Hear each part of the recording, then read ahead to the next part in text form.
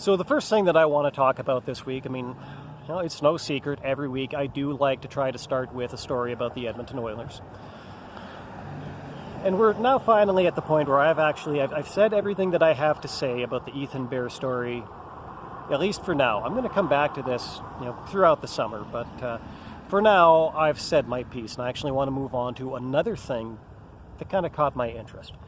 Now, as I think I made clear before, I think that a lot of what went on with the Ethan Bear situation was really just a bunch of fans that were basically throwing a temper tantrum because they didn't get the result that they wanted out of the playoff series.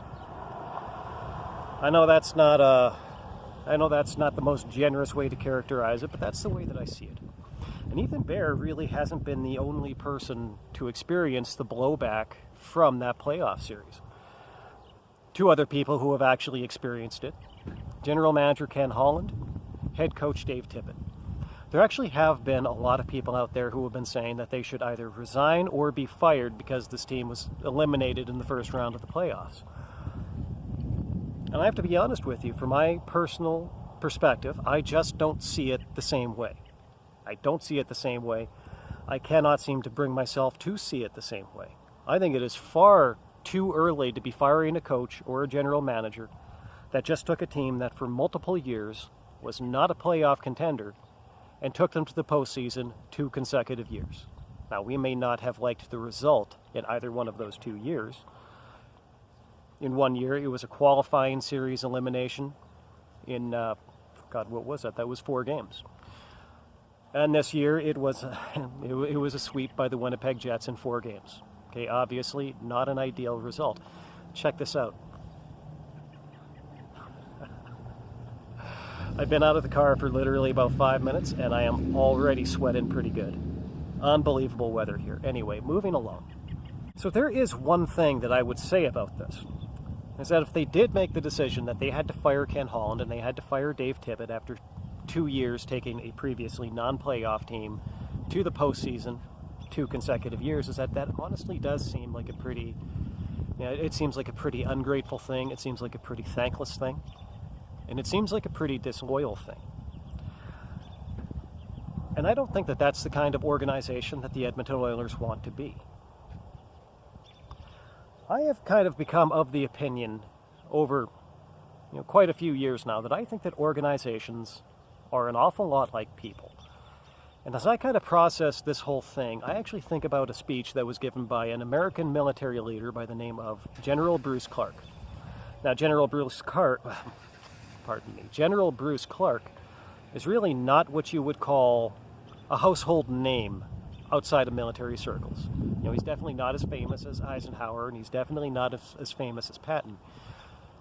But he is actually probably one of the most accomplished military leaders in military history. You talk about this man, you're talking about a guy who was a general in the First World War. He was a general in the Second World War. He was a general in the Korean War. And he was a general in the Vietnamese War. So a very long history of service and a lot of expertise there. So kind of an often overlooked, underappreciated figure, but with a resume that speaks for itself. So there was a speech that he gave. It was a commencement address that he gave to one of the American military colleges. It wasn't West Point. The name of the exact one doesn't really come to mind right now. That's not what's important about what I'm about to tell you. But during this particular speech, General Clark gave a list of more than 20 items that you could actually look at to explain why an otherwise entirely capable person, unencumbered with any what you would call, unfair impediments upon their ability to succeed, why they might hit a certain point in life and not advance any further than that. And really what you kind of conclude as you go along this list is that for a lot of individuals, unless you otherwise have some kind of, say, a health problem, or maybe you have, or unless perhaps you're victimized by some other kind of prejudice, he was of the opinion that most people do have what you would consider an equal opportunity to at least advance through the various, say, rungs of the ladder of life. That's actually a phrase that he uses. And so I'll kind of read these off to you just now. And then I'm going to come back to one in particular. And so these are not in the same order that General Clark read them off in this particular speech. This is the order, just the order that I wrote them down in, but they are all here. So, the barriers to advancing up the rungs of the ladder of life, according to General Bruce Clark.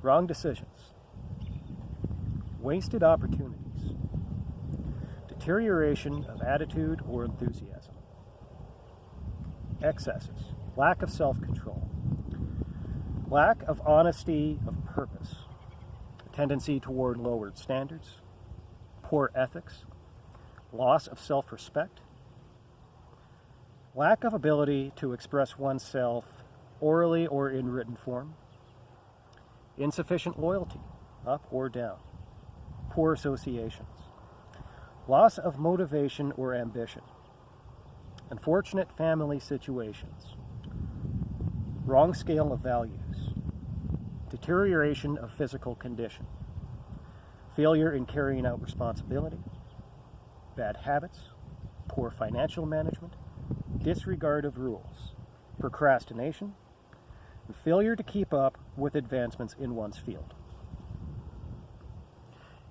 If you were to treat the Edmonton Oilers as an organization as if they were a person, I think that we could easily say that there are actually numerous of these that we could say that have created the current state of the team as they are. And another thing that I do plan to do with this podcast as the summer continues is that I'm going to go over this list. I'm going to give more examples of this kind of stuff.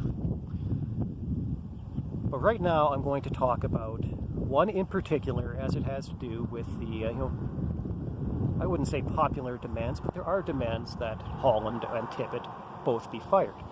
And that is insufficient loyalty, up or down. So I would suggest that this would potentially move in two different directions.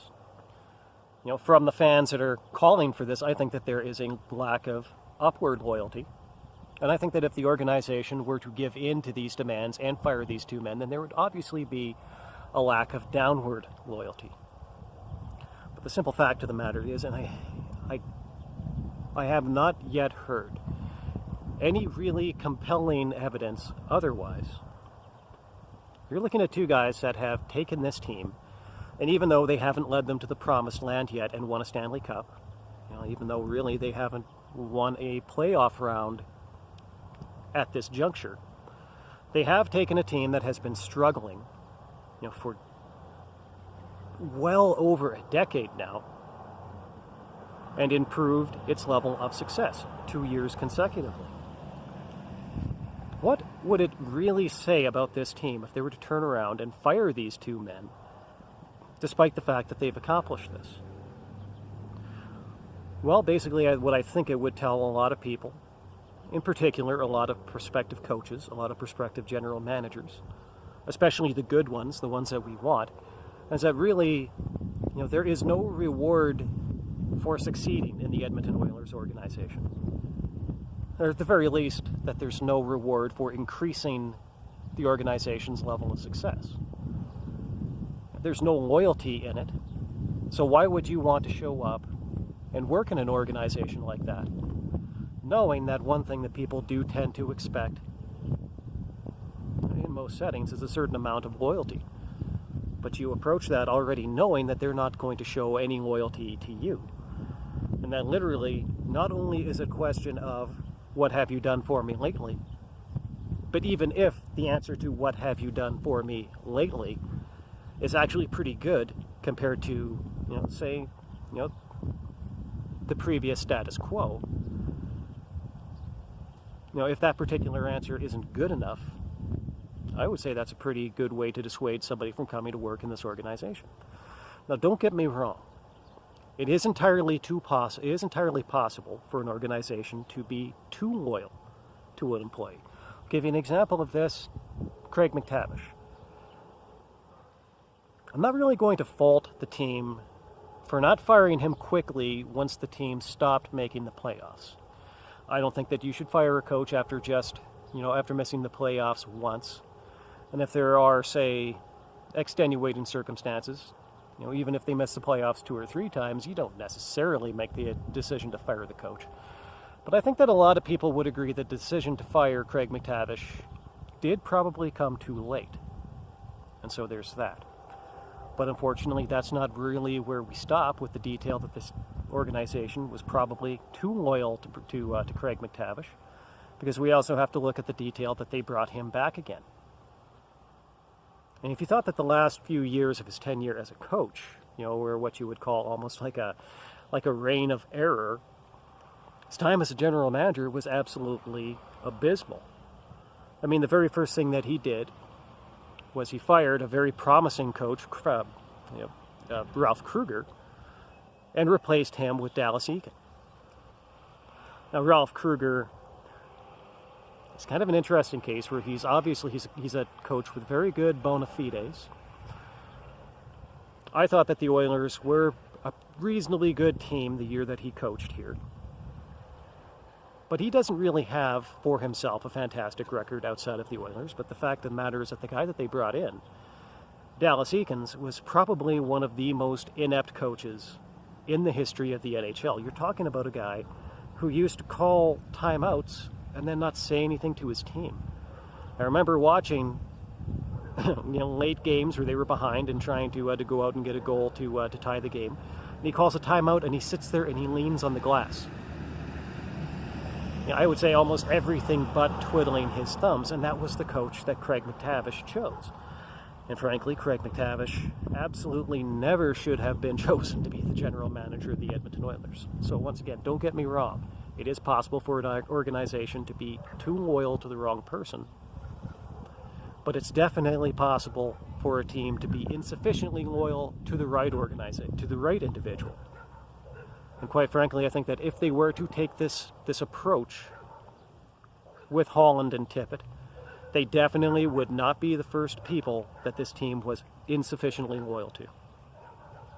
And in fact, I'll come back and I'll talk about some more of that, as the summer goes on, as we wait for the next hockey season. But in the meantime, let's go ahead and move on to our next subject.